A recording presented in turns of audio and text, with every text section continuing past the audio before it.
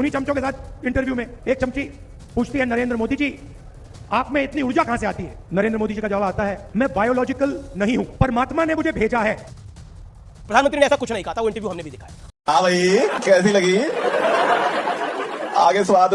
आपके bank account में हर साल 1 लाख रुपया, 8,500 रुपया महीने का खटाखट खटाखट खटाखट खटाखट आता रहेगा। जब रायबरेली की जनता भी खटाखट खटाखट खटाखट भेजेगी घर।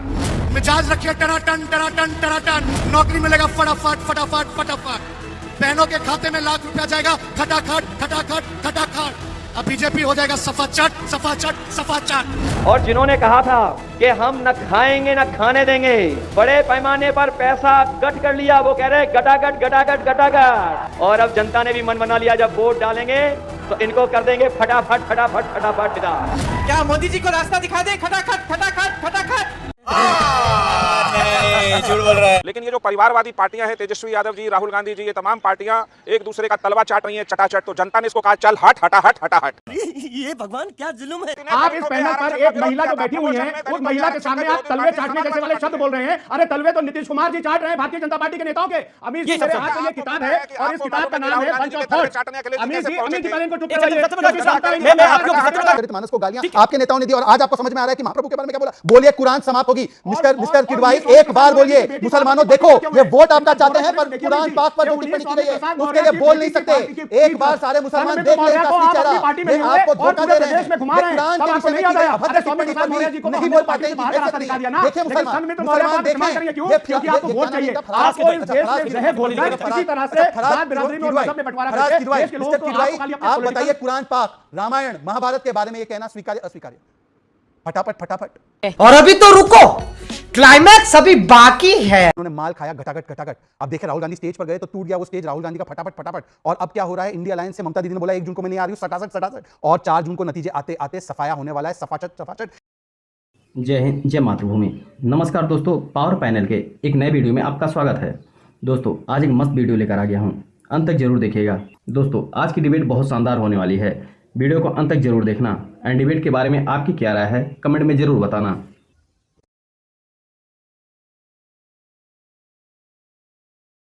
चलिए शुरू करते हैं। इसीलिए इनकी जो हालत है इस प्रकार से बन चुकी है। तो मुझे लगता है कंचना यादव जी आज इधर उधर नहीं, मुस्लिम आरक्षण संविधान बदलकर केवल एससी ओबीसी कोटे से काट कर देना। लेकिन एक आपने बोला, आपने अपनी बात को बोला। Okay Kanchana Yadav, reply to this.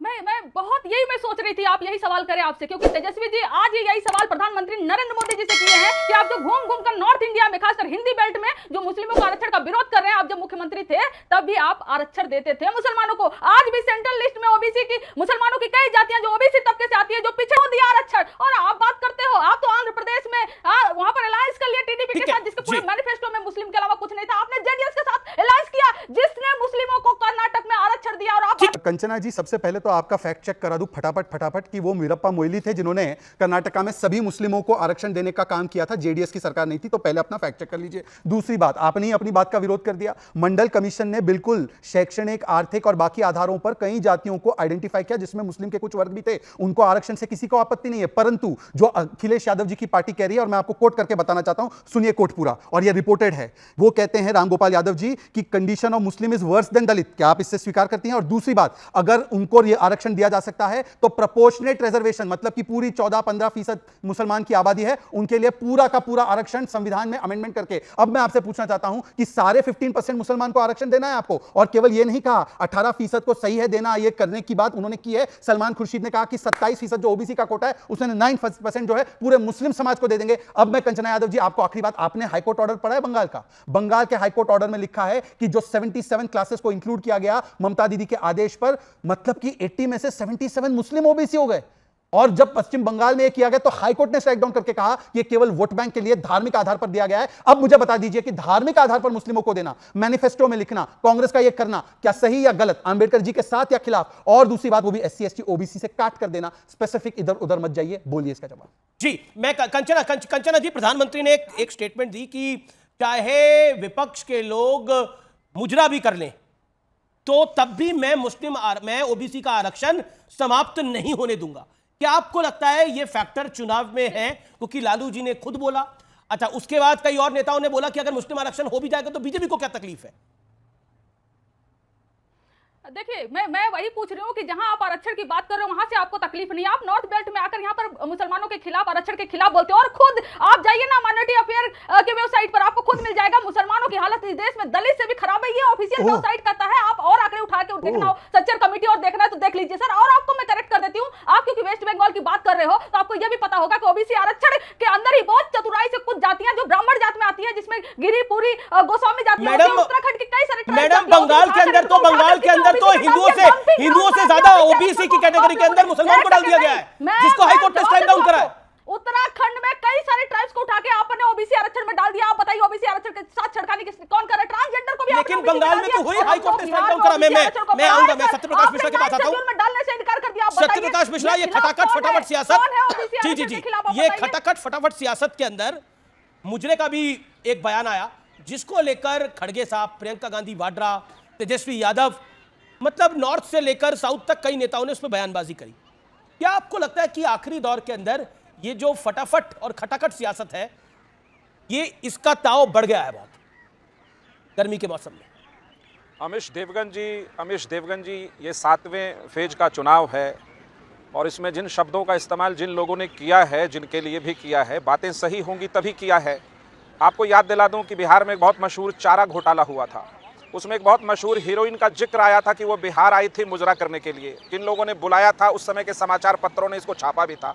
मैं उस इतिहास पे बहुत ज़्यादा नहीं जाऊंगा, लेकिन ये जो परिवारवादी पार्टियां हैं, तेजस्वी यादव जी, राहुल गांधी जी, ये तमाम पार्टियां एक दूसरे का तलवा चाट रही हैं चटाचट। तो जनता ने इसको कहा चल हट, हटा, तो 4 जून को ये हट जाएंगी।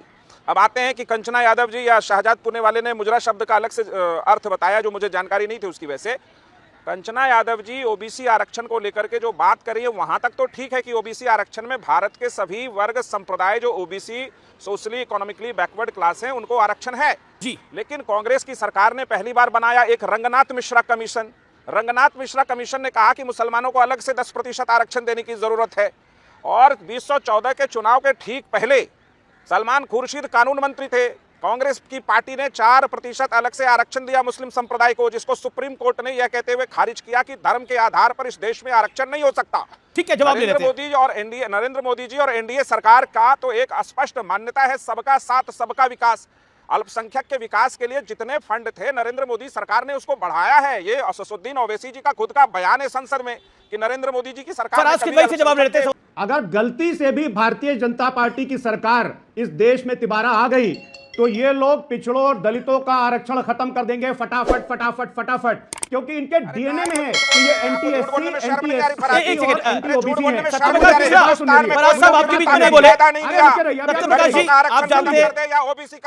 अरे सत्यप्रकाश जी, अभी आपको एक्सपोज करता हूं मैं। आप इस पैनल पर एक महिला जो बैठी हुई है, उस महिला के सामने आप तलवे चाटने जैसे वाले शब्द बोल रहे हैं। अरे तलवे तो नीतीश कुमार जी चाट रहे हैं भारतीय जनता पार्टी के नेताओं के। अमीश जी, मेरे हाथ में ये किताब है और इस किताब का नाम है बंच ऑफ थॉट्स। अमीश जी पहले इनको चुप करवाइए। मैं आपके ऑब्जेक्शन को लेता हूं, मैं आपके ऑब्जेक्शन को लेता हूं एक करके। चुप करवाइए, क्योंकि 4 जून के बाद ये चुप करा दिए जाएंगे। अमीश जी मेरे हाथ में ये किताब है जिसका नाम है बंच ऑफ थॉट्स। 4 जून के बाद ऐसा क्या हो रहा है कि ये चुप करा दिए जाएंगे? लोकतंत्र तो बहाल रहेगा ही ना, जो भी जीत कर आए।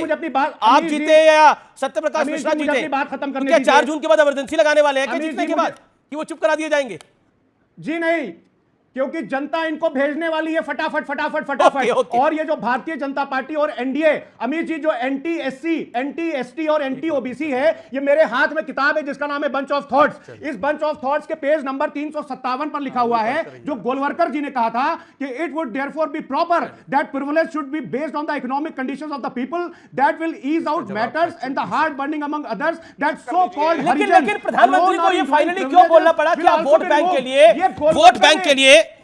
बैंक के लिए इंडिया गठबंधन वोट बैंक के लिए, एक पर्टिकुलर वोट बैंक के लिए पॉलिटिकल मुजरा कर रहा है, क्यों बोलना पड़ा?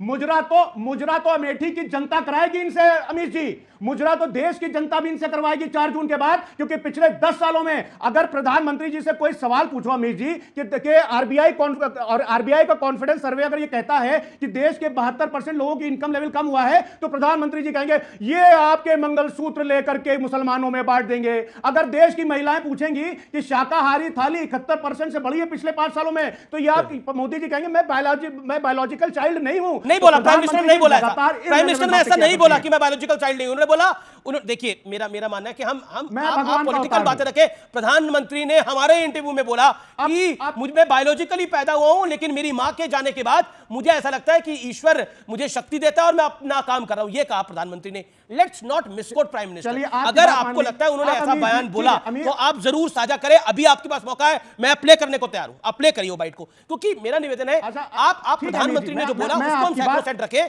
क्योंकि हमारे इंटरव्यू में बोला। That's why I want to make it clear. Okay, Shehzad Poonawalla. देखिए फराज जी, सर मेरा निवेदन है, शहजाद जी बोल ले, फिर आप बोलिए। फराज जी ने 2 बातें रखी, मैं उसका 2 डायरेक्ट काउंटर 30 सेकंड में रखना चाहता हूं और एक सवाल उनसे पूछना चाहता हूं। उन्होंने बोला कि हम SC/ST के खिलाफ है। 2 तथ्य रखता हूं आपके सामने। 370 हटने के बाद पहली बार वाल्मीकि समाज को अधिकार मिले, आंबेडकर जी ने जैसे दर्शाया था। 370 वापस लाने की बात कौन कर रहा है? और दूसरी बात, SC/ST के रिजर्वेशन इन प्रमोशन के खिलाफ कौन सी पार्टी ने पार्लियामेंट में हंगामा किया था? Answer is Samajwadi party. और उस संदर्भ में 1 सेकंड बीच में नहीं, अमीश जी मेरी बातें इंटरप्ट हो रही है। Amish ji, my turn, it's my turn. Amish ji, it's my turn. No, don't do this. ये डोंट डू दिस, मेरी बात जाने दीजिए। आप बोलिए आपके। अमीश जी, मैं दोनों तथ्य फिर से रख रहा हूं। 370 हटने का कौन विरोध कर रहा है, जिससे कि वाल्मीकि समाज को अधिकार ना मिले? रिजर्वेशन इन प्रमोशन के नाम पर किसने विरोध किया और फिर कहा कि रिजर्वेशन आरक्षण संविधान में बदलाव करके मुसलमानों को दिया जाना चाहिए? और आखिरी बात देखिए, आज मुजरे को लेकर ये मुजरा इकोसिस्टम इतना मुजरा कर रहा है, परंतु आज ममता दीदी ने कहा है कि कुरान, रामायण, भगवत गीता सारी चीजें समाप्त हो जाएगी, मेरी पार्टी रहेगी। अब मैं केवल एक पार्टी के स्पोक्सपर्सन के रूप में नहीं, मैं मिस्टर ये क्या नाम है इनका जो समाज, फराज जी से पूछना चाहता हूं, कुरान को समाप्त करने की बात कर रही है ममता दीदी। अब कहां गया आपका मुस्लिम प्रेम? अब तो बताओ। मुस्लिमों को वोट बैंक के रूप में फराज जी, उन्होंने कहा फिराद हकीम ने आके माफी मांगी, तो ये पूरा ऑन रिकॉर्ड है। मैं झूठ नहीं बोला, अमीश जी झूठ बोलो, अभी शो से बाहर कर देना, क्योंकि बड़ा सेंसिटिव इशू है। मैं आज पूछना चाहता हूं as a Muslim, as a भारतीय मुस्लिम, मैं पूछूं अमीश जी 10 सेकंड, एज ए भारतीय मुस्लिम 10 सेकंड अपना सवाल फ्रेम कर दूं, केवल 10 सेकंड। फराज जी एक बार बताइए, कुरान समाप्त हो जाएगा, ये कोई भी व्यक्ति इस स्टेटमेंट को सपोर्ट नहीं कर सकता। आप बताइए समाजवादी पार्टी का स्टैंड। ओके, फराज के दवाई। अमीर जी, शहजाद पूनावाला जी का दिल धड़क रहा है धका-धक, क्योंकि 4 जून को इनकी विदाई है। फटाफट। आप सुनिए, मैं जवाब देता हूं। संबित पात्रा महाप्रभु के लिए क्या बात बोलते हैं? अरे आप तो ना हिंदुओं के हैं, ना मुसलमानों के हैं, और ना ही आप इस देश की जनता के हैं। मैं आपको एक डेटा दिखा रहा हूं अमीर जी, ये अभी इंडियन एक्सप्रेस में परसों छपा था। इसके हिसाब से जो देश के हिंदू भाई हैं, उनका इंप्लॉयमेंट रेट पिछले 7 साल में 5.95% से घट गया है। ये हिंदू भाइयों की स्थिति है आज की तारीख में। ना आप तो देश को रोजगार दे पा रहे हैं, ना आप महंगाई से छुटकारा दिला पा रहे हैं, ना आप काफी पढ़ते लिखते हैं। और जब जनता फराज साहब, आपने संबित पात्रा को कोट करा, महाप्रभु जगन्नाथ के बारे में जो टिप्पणी करी थी, संबित पात्रा ने उसके बाद माफी मांगी, उपवास करा 3 दिन का। बीजेपी ने वो स्लिप ऑफ टंग था, और बीजेपी ने बकायदा एक ऐड जारी कर, लेकिन उसी बीजेडी के कई नेताओं ने इसी तरह के बयान दिए थे। किसी बीजेडी के नेता ने माफी नहीं मांगी। Point number 1। पॉइंट नंबर 2, जो बात शहजाद पूनावाला ने बोली वो महत्वपूर्ण है, उस पर आपका स्टैंड क्या है? अगर आप स्पष्ट करेंगे तो देश को भी आसानी होगी। हम खटाखट फटाफट सफाचट बातें तो कर रहे हैं, राजनीति में बातें जरूरी है, लेकिन महाभारत का ग्रंथ खत्म हो जाएगा, गीता कुरान खत्म हो जाएंगे, लेकिन मैं रहूंगी, इससे बड़ा क्या होगा और बोलने का? इस पर क्या राय है आपकी, प्लीज दीजिए। नहीं, देखिए अमीर जी, क्या है कि शहजाद पूनावाला जी और इनकी पार्टी, ये दोनों एक नैरेटिव बनाने का काम करते हैं। अरे मैं तो ये बोल रहा हूं कि उत्तर प्रदेश में ये बात करते हैं रामराज की। गोस्वामी तुलसीदास जी ने रामराज का जो तस्वुर दिया है, उन्होंने कहा था अल्प नित्यु नहीं कौनो पीरा, सब सुंदर सब बिरुज शरीरा, नहीं दरिद्र कोई दुखी न दीना, नहीं कोई अबुद न लच्छन ही ना। आप बताइए, दुहाई दे रहे हैं। मैं आपको कह रहा हूं कि जो महाभारत के विषय में, कुरान के विषय में, गीता के विषय में ममता दीदी ने कहा, क्या वो जायज बात है? क्या संबित पात्रा जी ने जो कहा था वो जायज बात है? गलत थी, माफी मांगी तभी तो। ना माफी मांग ली उसने। माफी तब उन्होंने मांगी ना जब जनता के उनको डंडे याद आ गए, जब उनको लगा कि उड़ीसा में क्या पुरी में उनकी जमानत जब्त होने वाली है। अमीश जी, आप इतने बड़े पत्रकार हैं, आप देख रहे हैं कि ये लोग चुनाव हार चुके हैं और चुनाव तो 4 जून तय करेगी कि कौन चुनाव हारा है, कौन चुनाव जीत रहा है। लेकिन मुद्दों पे बात मैं कहता हूं चुनाव की हार जीत की बात ही नहीं है। चुनाव कोई हारे जी कोई जीते, बीजेपी हारे या बीजेपी जीते या सपा हारे या सपा जीते, चुनाव की हार जीत का मैटर नहीं है। अभी मैटर ये है कि कुरान खत्म हो जाएगी, गीता खत्म हो जाएगी, महाभारत खत्म हो जाएगी, लेकिन मैं रहूंगी, ये किताबें खत्म हो जाएंगी। इसमें क्या कहना चाहते हैं आप? फटाफट बोलिए, खटाखट बोलिए। नहीं, फटाफट तो इतना है कि 4 जून के बाद भारतीय जनता पार्टी की जो सरकार है वो फटाफट जारी है। 10 second then left leader Vivek Shrivastava is also waiting from long. Okay Vivek, देखिए ऐसा है, नैरेटिव कोई नहीं बना रहा। फिराद हकीम उन्हीं की पार्टी के नेता, जो बहुत उनके पॉपुलर नेता है, उन्होंने आकर माफी मांगी है ममता दीदी के बिहाफ पे। यहां पर तो संबित जी ने स्लिप ऑफ टंग के लिए माफी मांगी, और आपको सनातन से बड़ा प्रेम है। सनातन समाप्त कर देंगे, सनातन डेंगी है। वीडियो तक देख लिया होगा आपने, उम्मीद करता हूं वीडियो पसंद आई होगी। इसी तरह की डिबेट वीडियो के लिए वीडियो को लाइक और चैनल को सब्सक्राइब जरूर करें, और वीडियो के बारे में आपका क्या राय है कमेंट में जरूर लिख कर जाना। मिलते हैं एक नए ज्वलंत मुद्दे पर। जय हिंद।